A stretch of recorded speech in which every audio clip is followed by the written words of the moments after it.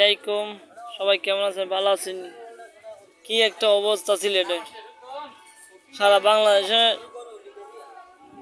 সিলেটের মানুষে বেশি টাকা সরকারকে অনুদান দেয়, আর বিদেশি রেমিটেন্স ও রেমিটেন্স যোদ্ধারা অনেক, এবং রেমিটেন্সও বেশি পাঠায় সিলেটের। আর সিলেটের বেশি ভোগান্ত হইতেছে যে পল্লী বিদ্যুতের লেগে।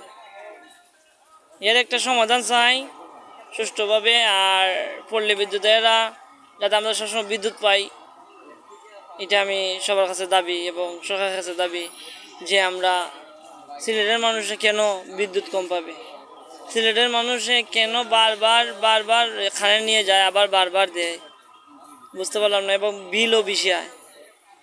সরকারের কাছে আমার দাবি যে সিলেটের মানুষের যাতে ভোগান্তি না হয় এবং সুন্দর সুষ্ঠুভাবে তারা পায় কারেন্ট, সেই ব্যবস্থা করে দেওয়ার জন্য। আর সরকারকে অনেক অনেক ধন্যবাদ, যাতে আমাদের পল্লী বিদ্যুৎ এবং বিদ্যুৎ আমরা সিলেটের মানুষের পায়, এটা সবার কাছে দাবি এবং সরকারের কাছে দাবি। আসসালামু আলাইকুম, সবাই ভালো থাকবেন।